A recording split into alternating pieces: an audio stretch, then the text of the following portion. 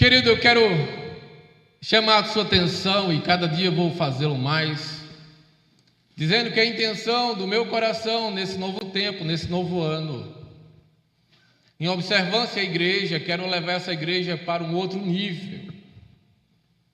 E já aviso a vocês que, tentando levar, e em nome de Jesus nós chegaremos lá, prego para um grupo seleto de pessoas, para um grupo de pessoas que já são crentes, a maioria são, pessoas que já estão no Evangelho há algum tempo, algumas há mais de 10 anos, 15 anos, e pessoas que decidiram crescer no Senhor, de forma que os assuntos que começarei a tratar é um nível onde você precisa ter uma maturidade para escutar, trazer para o coração e discernir tudo aquilo que vai ser falado. Muitas vezes nós não gostamos ou temos dificuldade de fazer um parâmetro daquilo que está acontecendo no Brasil, né? A gente fica muito envolto às coisas da cidade, daquilo que nós vivenciamos, mas tanto as coisas boas como as coisas ruins, muitas vezes vêm de fora para dentro. E como uma pessoa que tem estado, né, em outros lugares, eu quero começar a preparar você para um novo tempo. Se você não tiver discernimento, você vai ficar no meio do caminho e não vai aprender a ser uma pessoa relevante. Também vai achar que tudo que acontece dentro da igreja é normal e que é evangelho. Sendo assim, eu quero começar a fazer uma pergunta para você desde já. Eu quero te perguntar, como é que você conhece que uma igreja é verdadeiramente de Deus?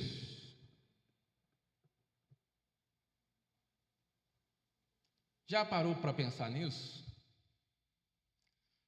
Porque há muito ajuntamento aí que leva nome de igreja, há muitos nomes, mas a minha pergunta é: como você que está aqui ou nos vê pela internet, como você percebe ou tem um discernimento ou descobre que uma igreja ela é de Deus? E eu quero começar a te falar como um pregador que já está há 31 anos no Evangelho. E eu quero dizer que se você entrou numa igreja e ela não te ensina, ela não tem doutrina, ela não é igreja. Porque a igreja sem doutrina é clube. Fala comigo: igreja sem doutrina é clube. Na quarta o cara vai para o cinema, na sexta ele vai para a praça da alimentação, e no domingo ele vai para o culto, porque lá é um clube. E por que é um clube, pastor? Se você vai numa igreja e passa um mês lá, e durante um mês você não é confrontado, ninguém te ensina sobre a vida moral, ninguém fala de céu ou inferno, ninguém fala de família, não é igreja, é clube. Porque evangelho que é evangelho confronta. Se você entra em um momento e você escuta sobre o amor de Deus, e no segundo dia sobre o amor de Deus, e o terceiro dia sobre o amor de Deus, e o quarto dia sobre o amor de Deus, e tudo é sobre o amor de Deus, você vai ver que ao longo do tempo, tanto a igreja como os pastores e liderança vai perdendo o temor, e aí vem os escândalos. Porque é muito amor, é muita graça para pouca justiça. E eu quero dizer para você que a graça não anula a justiça. Quem está entendendo até aqui? Se estão, na verdade, a percepção que eu tenho é que estão tirando a característica de uma igreja espiritual para criar uma igreja social, para o culto deixar de ser um culto espiritual para ser um culto legal.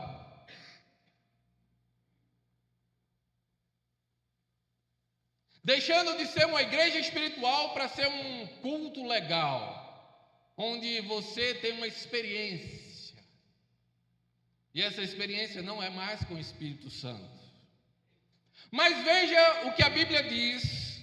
Paulo vai dizer em 1 Coríntios capítulo 14, verso 26. Ele diz assim: quando vos reunir,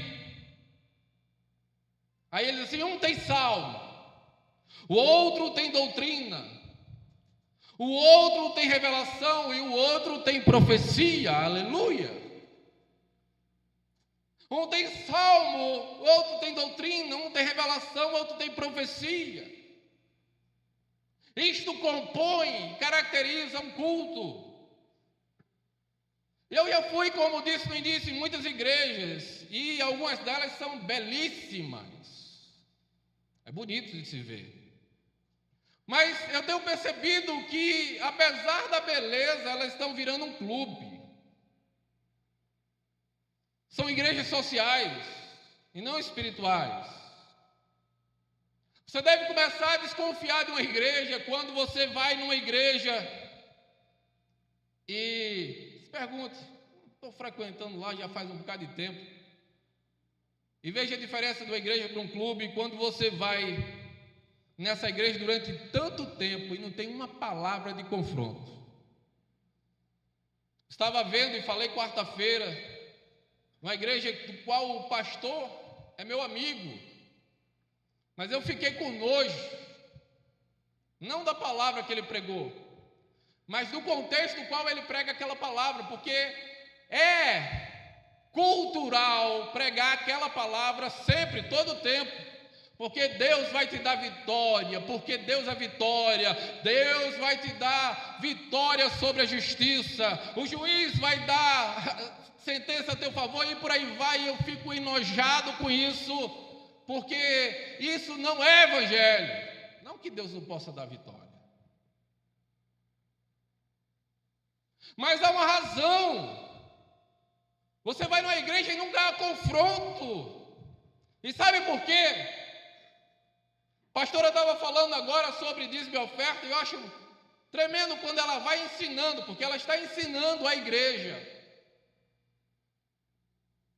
Nesse tempo nós temos falado sim de dízimo e oferta como nunca antes, porque o dízimo aqui é 1 minuto que nós falamos. Nós não repregamos.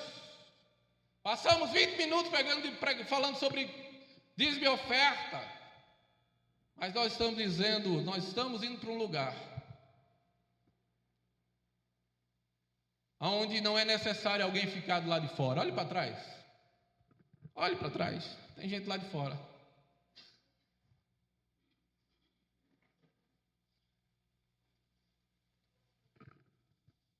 Você entende isso?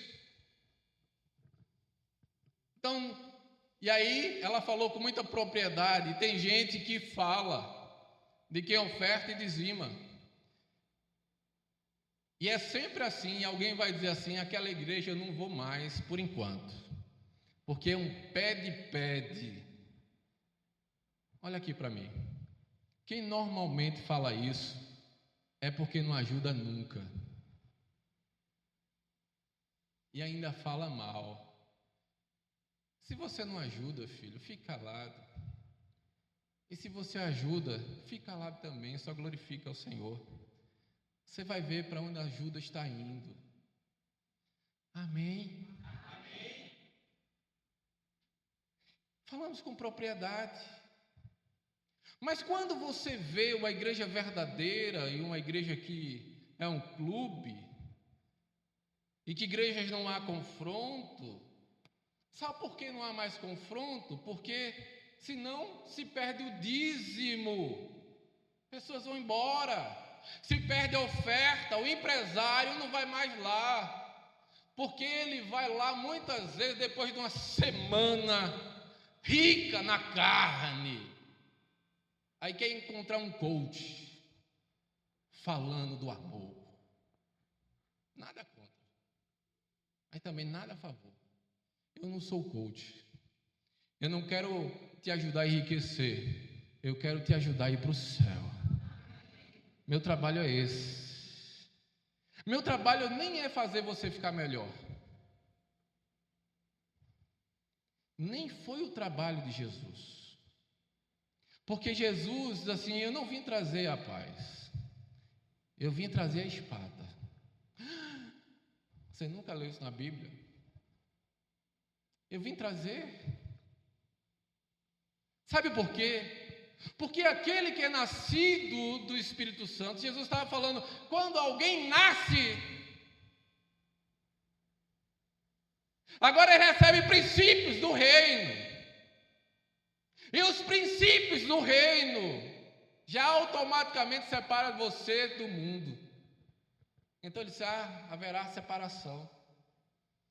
Porque você foi, já não é mais. Você fazia, não faz mais. Você pensava de determinada forma, não pensa mais. Por quê? Porque agora você é guiado pelo Santo Espírito de Deus. Mas quando não há confronto, Joyce, ou quando se prega, quando para você perceber se a igreja é de Deus ou não, a palavra é pregada. Mas a turma não prega, por quê? Senão o adúltero que dizima bem vai embora e não oferta mais.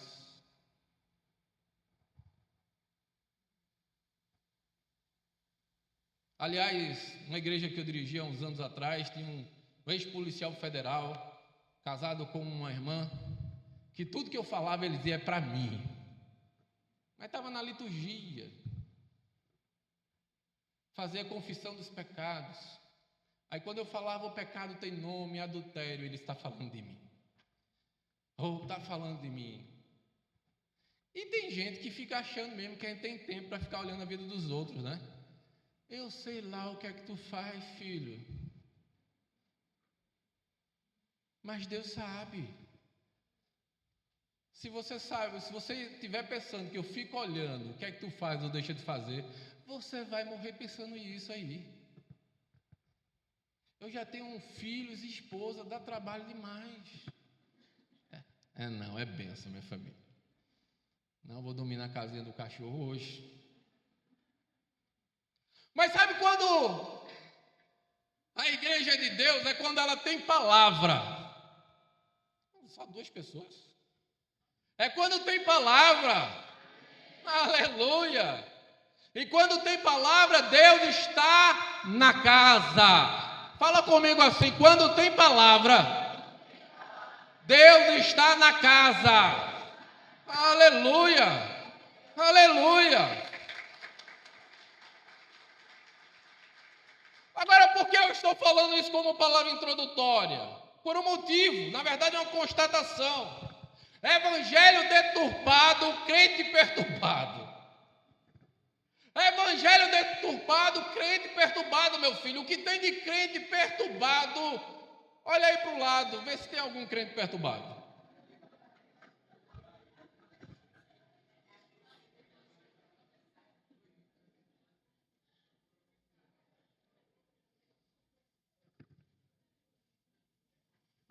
Não queria dizer não, mas eu já vi uns 3 ou 4 daqui de rápido. Não está olhando para mim agora. Eita glória. Então é isso, um evangelho deturpado, meu irmão, faz crente perturbado. Arthur W. Pink certa vez disse: a pregação do evangelho moderno criou um Deus sem ira e um homem sem pecado. E quando se confronta, a turma fica chateada. Eu não vim para a igreja para escutar isto. Você veio para quê, meu filho? Até os coaches estão se convertendo. Paulo Vieira, coach, agora está mais crente do que eu. Está mais crente. Né? Acaba estar crente. Que bênção. Então o evangelho moderno está criando um Deus sem ira e um homem sem pecado. É isso aí. E é interessante porque João 3,16, porque Deus amou o mundo de tal maneira que deu o seu Filho unigênito para todo aquele que nele crê, não pereça, mas tenha vida eterna. O texto áureo da Bíblia, 3 versículos depois do verso 19, diz assim: porque este Deus continua ainda irado. Mas sabe por que a ira de Deus não recai sobre nós? Porque alguns pensam, querido, olha, que Deus Pai era bravo no Antigo Testamento. Aí vem Jesus, Deus Filho, no Novo Testamento, e o Deus Pai se converteu e ficou bonzinho. Você está querendo dizer que Deus Pai é mau? Não, eu estou dizendo que Ele julga segundo a sua palavra. E tudo que o homem semeia, ele colhe. Eu quero dizer que o que aplaca a ira de Deus sobre nós é o sangue de Jesus que está sobre a sua cabeça.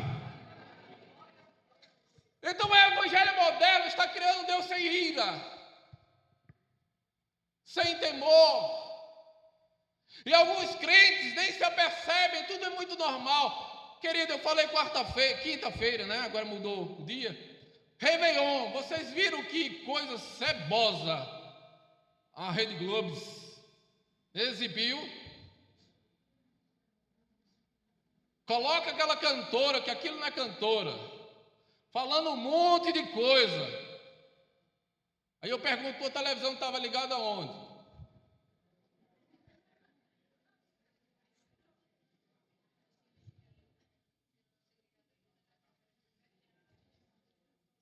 Estava na Globo, era?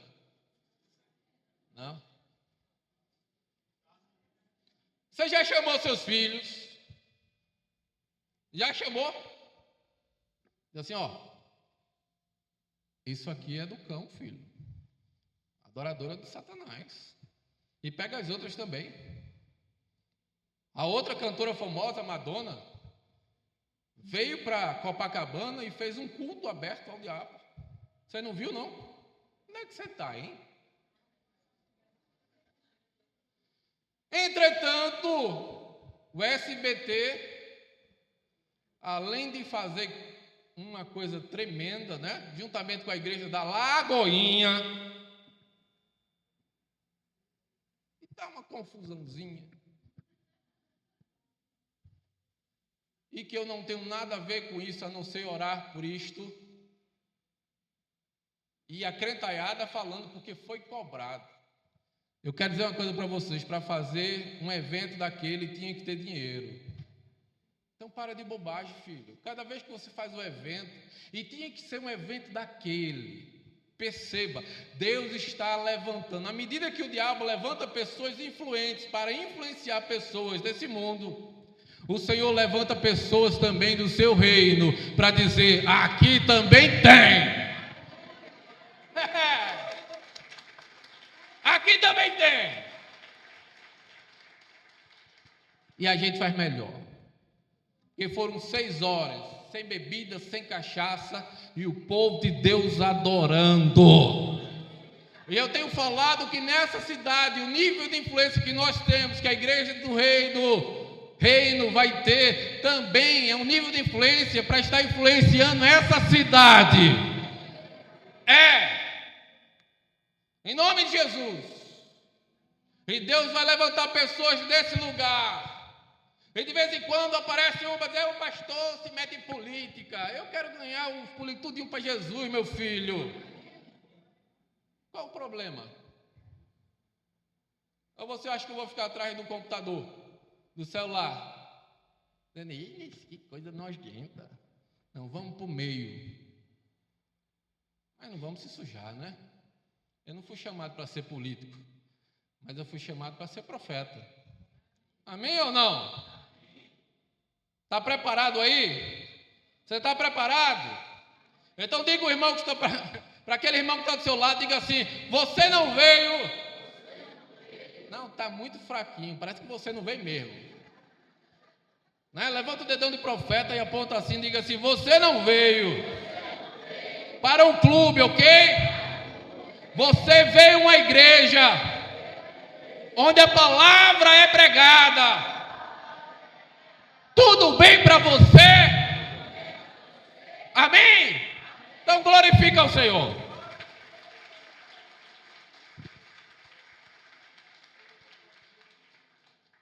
Eu quero pregar hoje subordinado ao tema. Eu nem comecei ainda, tá? Antes da meia-noite a gente acaba. O tema é este: naquele dia naquele grande dia, 2 livros serão abertos. Põe o texto aí, por favor. 2 livros serão abertos, e eu quero que você preste atenção. Apocalipse 20, verso de número 12. E viu-se um grande sinal, 20 e 12.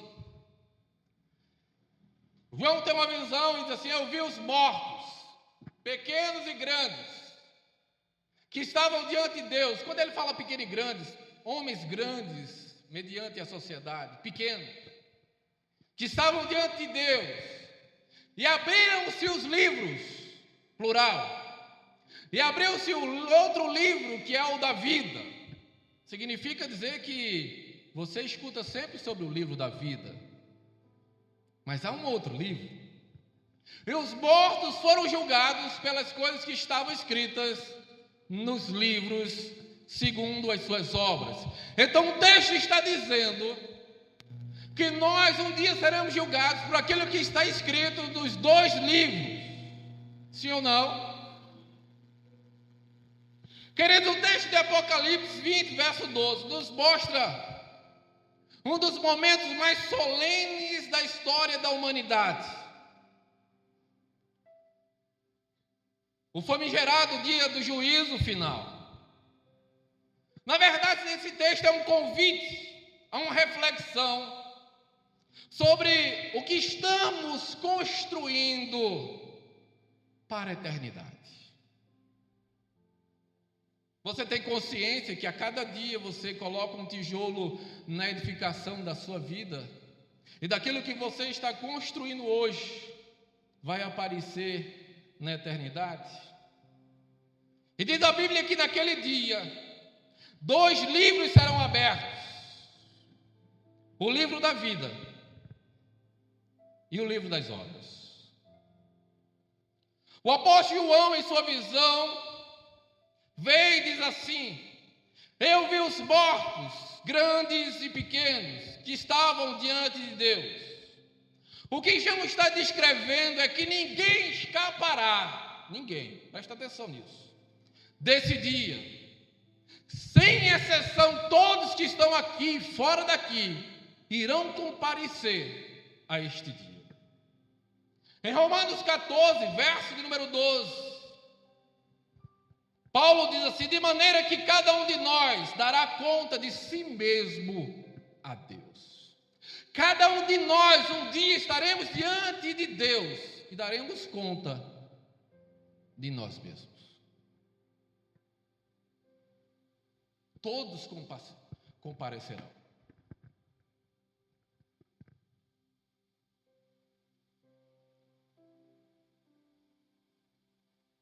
E aquilo que está escrito vai acontecer. Prestaremos conta do que vivemos hoje, no futuro. Mas prestaremos conta do tijolinho que você coloca na edificação da sua vida espiritual, hoje, amanhã, depois de amanhã. Entretanto, eu não quero me deter no livro da vida, você já escutou isto. Mas eu quero falar hoje sobre o livro das obras. Alguém já ouviu falar sobre o livro das obras? Foi o que eu pensei. Diz o texto: e abriram-se os livros, e abriu-se o outro, que é o livro da vida, e os mortos foram julgados pelas coisas que estavam escritas nos livros, segundo as suas obras. Ou seja, livro das obras. Malaquias fala também do livro das obras. E, queridos, esses livros representam o registro detalhado de tudo que nós fizemos. Vai estar tudo registrado. Em Eclesiastes capítulo 12, verso 14, nós lemos assim: porque Deus há de trazer a juízo toda obra, e até tudo que está encoberto, seja de bom e seja de mal. Antes de mais nada, para deixar muito claro, porque talvez alguém esteja achando, eu quero deixar muito claro que há salvação. vem pela graça, vem pela fé. Efésios capítulo 2, verso 8 ou 10. Pela graça sois salvos mediante a fé, isso não vem de vós, é dom de Deus, presente de Deus, para que ninguém se glorie, pois somos feituras deles, criados em Cristo para as boas obras. Somos salvos pela fé, mediante a graça. Somos salvos pela graça, mediante a fé, melhor dizendo. Entretanto, Tiago 2, verso 26 diz: porque assim como o corpo, seu espírito está morto, assim também a fé sem obras é morta. Nós não somos salvos pelas obras, mas as nossas obras, aquilo que nós fazemos para Deus, na igreja, pelas pessoas, são evidência da nossa fé. A minha pergunta para você hoje, eu quero que você reflita sobre isto. Porque se alguém pensar que fazer a obra é sentar aqui, escutar um pregador, um bom louvor, se engana. A pergunta que necessitamos fazer, é necessário que se faça o que está sendo escrito nos livros ao nosso respeito, glorificam a Deus?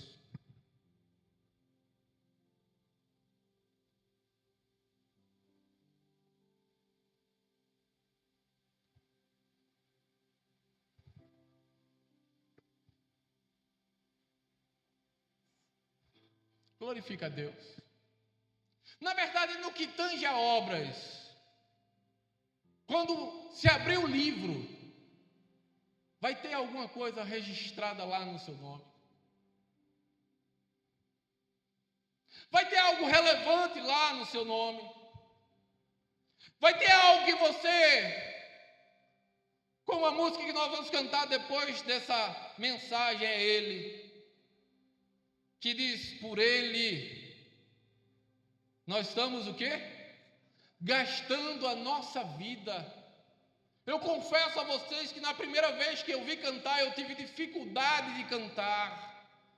E eu disse para Deus: eu posso cantar essa canção? Porque a canção diz: estou gastando a minha vida com amor, perdendo tudo com alegria. Com amor e com alegria. Perdendo com amor e com alegria.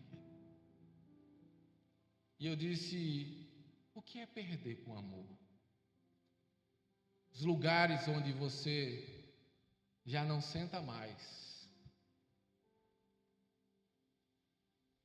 porque você faz, porque agora há princípios, do qual você escolheu não sentar, que é uma desvantagem para você. Tinha um amigo que dizia assim: pastor, eu não sei como eu vou saber, como eu vou fazer para negociar agora. Que o senhor sabe que é no meio de uma roda de bar que eu fecho os melhores negócios.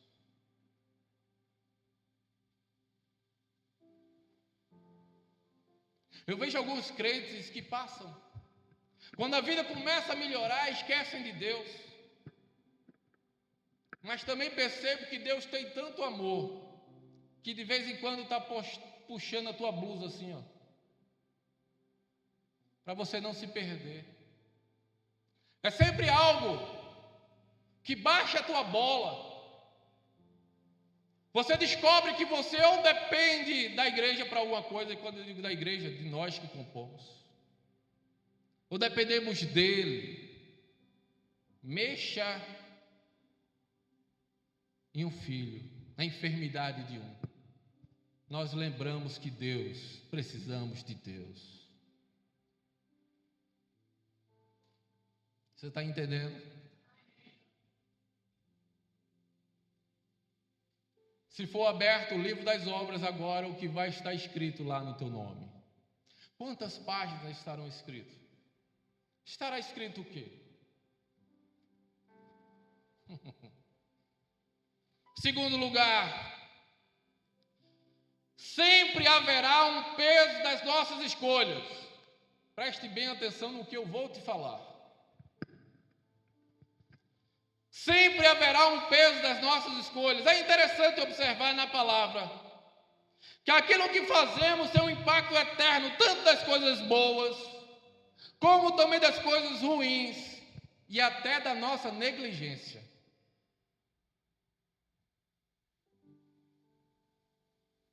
Gálatas 6, verso 7 diz: tudo que o homem semear, isso também ceifará. Eu quero já indo para o final. Eu não quero trazer tantos assuntos hoje para você não perder isto sobre o livro das obras. Eu quero te contar uma história.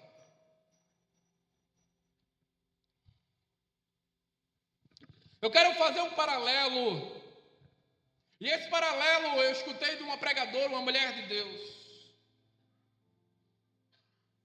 E que ela me abriu os olhos sobre isto. E eu quero contextualizar para você um paralelo sobre o livro das obras em Esté, capítulo 6. Não precisa abrir. Porque no livro de Esté, capítulo 6, descreve um tempo difícil para o povo de Deus, que estava cativo pela Pérsia, no reinado do rei Assuero. A Bíblia diz que nesse reinado havia um oficial, um príncipe, um cara mau, orgulhoso, vaidoso, chamado Amã. Segundo a Bíblia, Amã tinha uma rixa pessoal com um homem judeu, chamado Mardoqueu. Essa rixa era com o povo judeu, que era algo velado de muito tempo, porque Amã era descendente do rei Agag, nação que lutou contra o povo de Deus e perdeu, foi exterminada no tempo de Saul. Lembra que o Senhor mandou exterminar todos e não trazer despojo, mas Saul desobedece e traz os melhores bois, as melhores cabras, e traz o rei Agag, que eu não lembro o final dele, acho que ele morreu preso. Então Amã tinha uma rixa velada contra os judeus. Isso é despertado agora, quando Amã vai passando pelas ruas e de repente todos se prostravam para aquele grande homem, príncipe, um oficial. Todos se prostravam, menos um. Quem era? O judeu. E aquilo reacende uma sede de vingança. E a Bíblia diz então que Amã vai até o rei Assuero e conta lá um monte de mentira e faz o rei decretar morte aos judeus. Havia uma sentença, e essa sentença estava protocolada. Não satisfeito com isso, diz a Bíblia que para Mardoqueu, Amã tinha uma coisa especial, um presente, quem sabe de final do ano. Papai Noel, vestido de Amã. Ele manda fazer uma forca, mas não era uma forca que funcionasse bem, porque uma forca pode ter 2 metros e funcionar atingindo seu objetivo, que é enforcar a pessoa. Mas Amã faz uma forca com 23 metros de altura. Mardoqueu sabe que a forca é para ele, porque Mardoqueu sabia de todas as tramas dentro do palácio. Ora, se ele sabia de tudo o que acontecia, não sabia que a forca era para ele, sabia. Mas aquela forca daqueles 23 metros só tinha um objetivo. E o objetivo era para ameaçar, na verdade, para trazer um temor ao coração de Mardoqueu. É interessante porque Amã faz isso como uma ameaça. Só que isto não está protocolado, não foi avisado ao rei, era só um projeto. Amã então precisava, para concretizar sua obra, falar com o rei. E ele já sabendo, depois de um tempo, sabendo que já tinha feito, pelo menos é isso que passava na cabeça dele, penso eu, a Bíblia não diz. Fazendo aquele homem sofrer, Amã sofrer, ele decide então ir falar com o rei. Amã estava se deliciando com o suposto medo de Mardoqueu, delirava com sua ameaça. E sobre suas ameaças, essas ameaças que Mardoqueu fez, e agora eu quero contextualizar com a minha vida e com a tua vida. Porque Mardoqueu não tira aquela maldade de lugar nenhum, aquela maldade vem do inferno. Você já percebeu que o diabo também gosta de uma ameaça? O diabo está todos os dias ameaçando eu e você de alguma coisa. É uma ameaça no teu casamento. Vou acabar com o teu casamento. Uma ameaça com a tua vida. É uma ameaça com o teu trabalho, com a tua vida financeira. São ameaças. Eu vou afunilar mais isso, mas a primeira pergunta é: se o diabo tanto ameaça, por que ele não te mata logo? Te pega de madrugada e traz um ataque cardíaco. Já que ameaça tanto,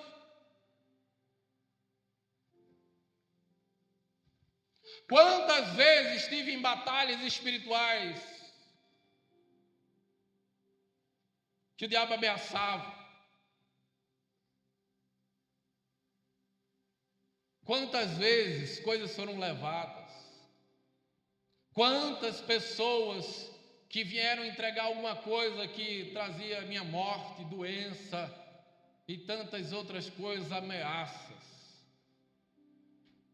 Para alguns que estão aqui, a ameaça é um vulto durante a noite. Tem pessoas que não têm paz em casa. Para outros são vozes. Já atendi muitas pessoas que à noite escutavam risos, e quando não risos, choros. A minha mãe contava que há muitos anos atrás, minha mãe já dorme no Senhor, numa casa que a mãe dela morou, as portas batiam durante a noite.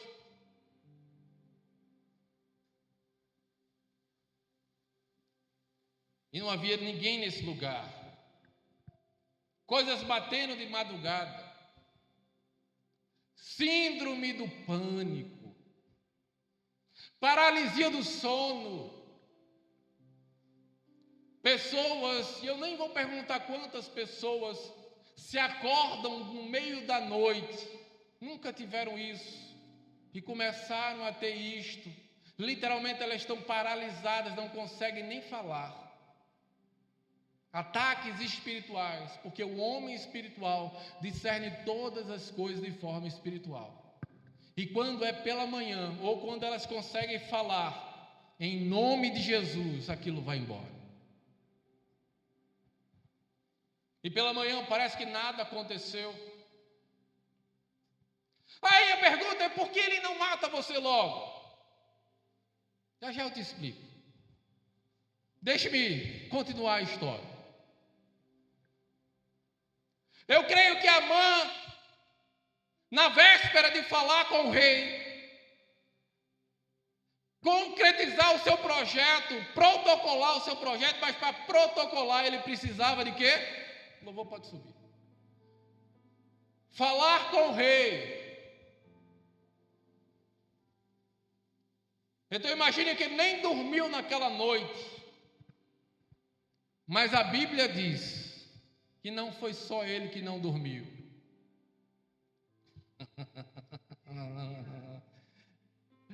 Ai, você que conhece a palavra, se você começa a glorificar, porque ele é muito forte.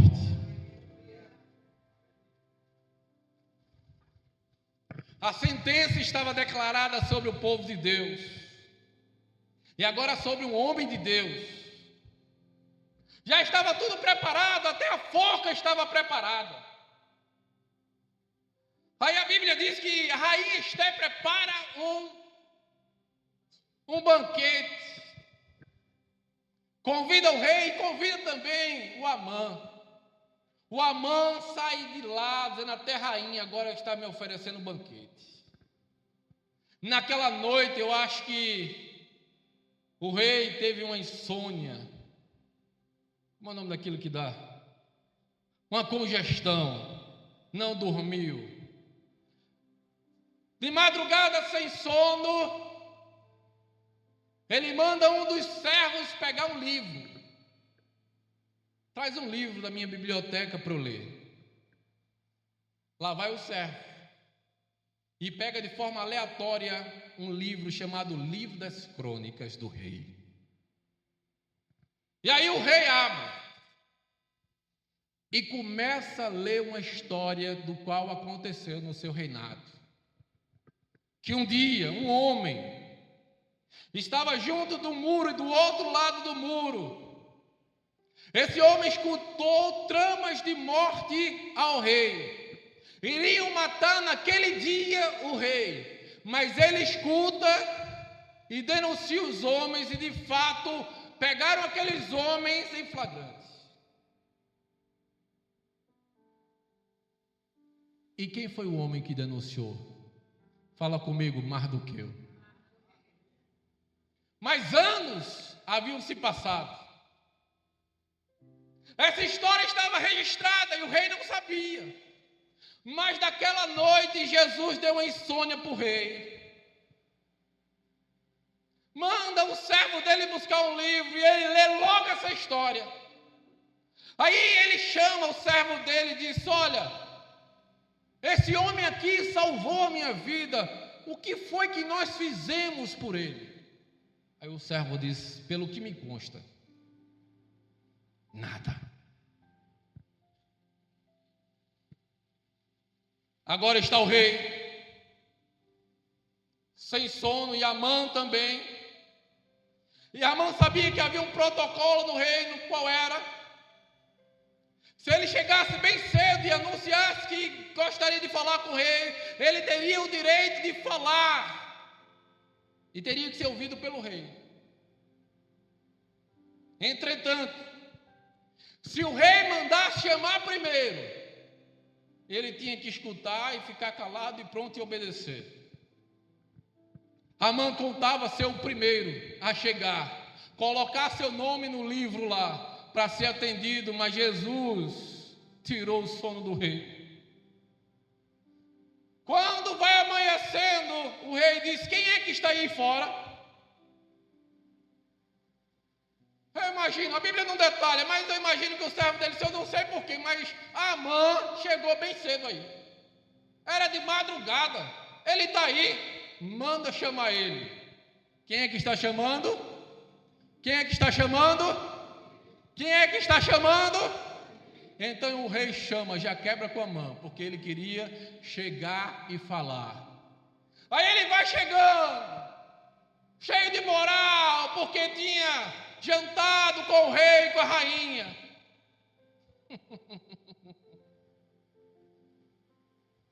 Mas o rei já começa a perguntar: Amã, me fala uma coisa.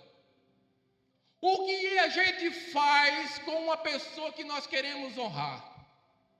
Que o rei quer honrar e mostrar o valor. Amã com a cabecinha dele, vaidoso, orgulhoso, pensa: isso é comigo. Aí ele diz assim: Davi, rei, eu não sou rei, mas se eu fosse rei e quisesse honrar um homem, eu pegava o teu cavalo real. Sim, Amã pode dizer.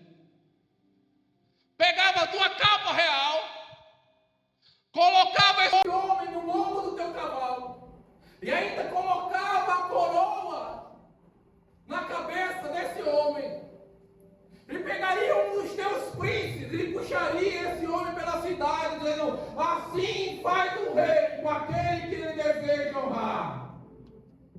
Aí a Bíblia diz que o rei Assuero olha para a mãe e disse: ah, rei, é dessa forma, então assim será. Tu sabe aquele homem chamado Mardoqueu, que contou a história? Você é um dos meus príncipes, então você vai pegar Mordecai, vai botar ele no lombo do meu cavalo, vai botar a minha capa nele, a minha coroa, e vai sair puxando pela cidade assim: assim faz o rei com aquele que ele deseja honrar. Aleluia!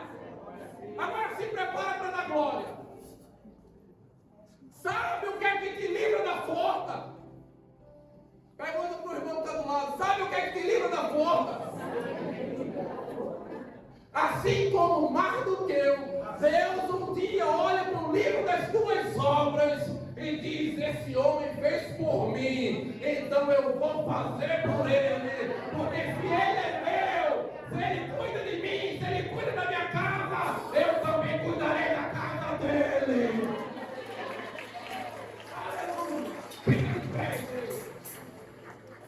Agora presta atenção, não saia, não se perca, não olhe o celular. É o livro das obras.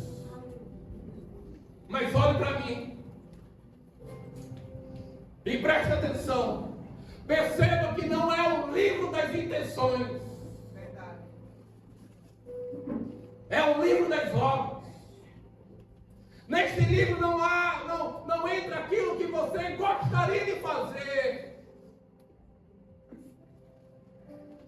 o que você poderia fazer. Só entra o que você fez.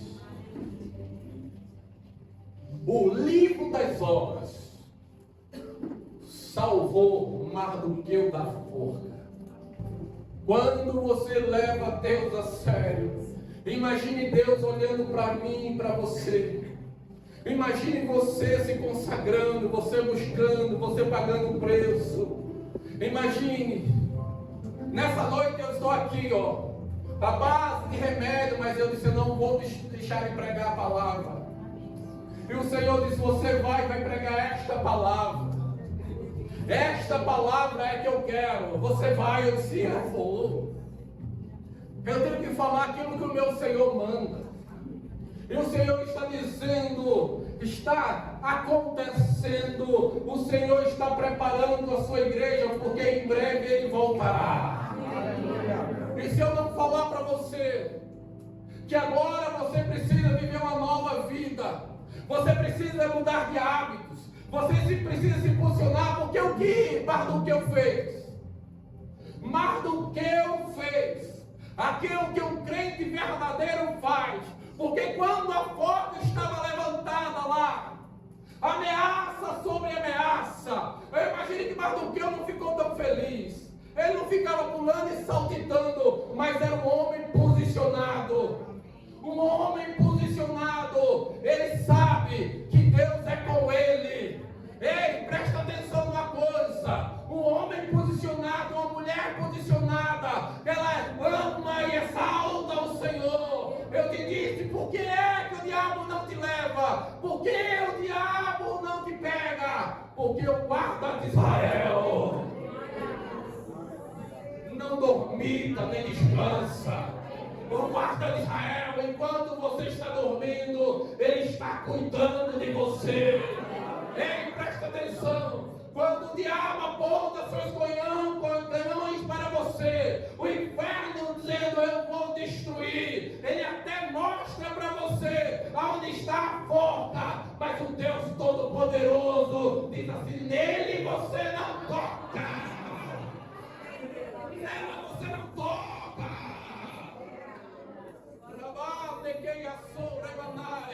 Ei, presta atenção: se o diabo pudesse me destruir, ele já tinha feito. mas ele não pode. O mundo espiritual, ele é muito real. Várias vezes eu estou no momento de libertação e alguém está possesso na minha frente. E várias pessoas que me acompanham na libertação sabem. Eu pergunto lá, a pessoa, na verdade a entidade que incorporou naquela pessoa, você está vendo quantos anjos? E no mesmo dia atendi duas pessoas diferentes. E ela começou a fazer assim.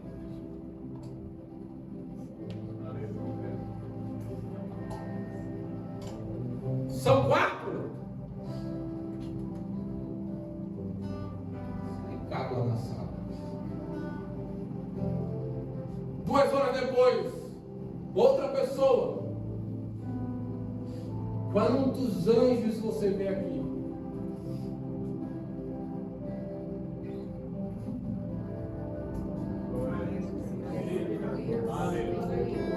Sabe por que o diabo não te leva?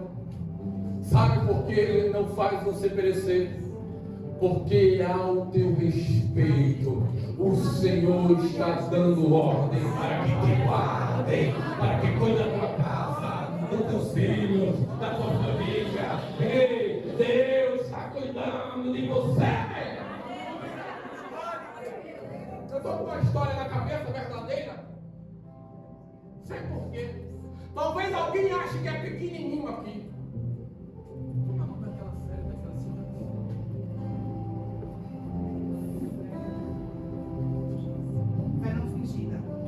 Há uma série que está no YouTube chamada Fé Não Fingida. São mulheres de oração. Acho que é tudo da Assembleia de Deus.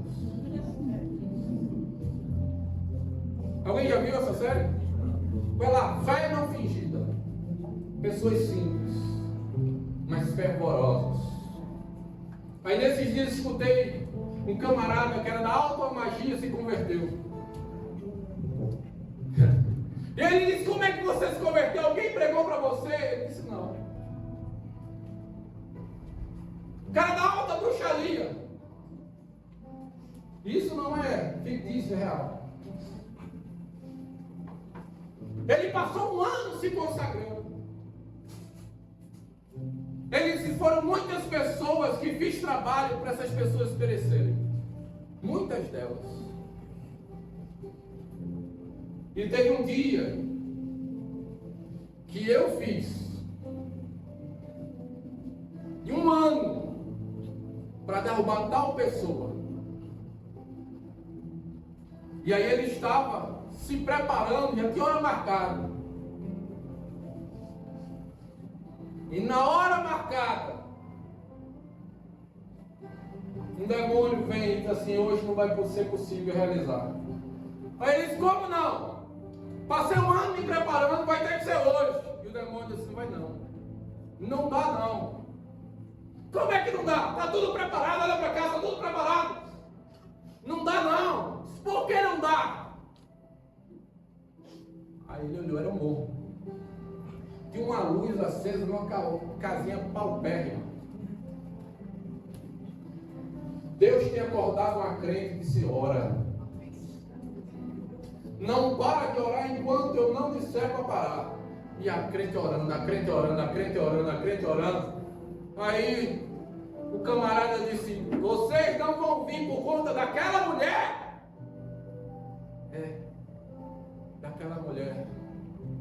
Quer dizer que aquela mulher que passa às vezes aqui pedindo coisa? É, daquela mulher. Eu quero te dizer que você pode não ter riqueza material, mas se você é posicionado, se o teu joelho dobra e tua voz está levantada e você é posicionado no Senhor, as hostes espirituais do mal não podem prevalecer sobre você, sobre a sua casa, porque o guarda de Israel se levanta e diz: eu não vou deixar ninguém tocar no meu servo, na minha serva. Se eu fosse você, eu glorificava o Senhor, eu exaltava o Senhor. Foi por isso que você não cresceu, foi por isso que você não partiu ainda, foi por isso que era para você estar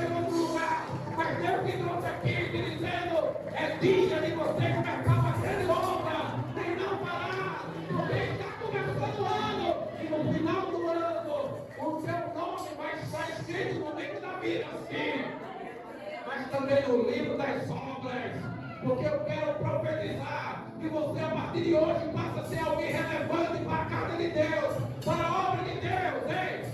Pare de ter boas intenções e comece agora a fazer o que Deus te chamou, em nome de Jesus.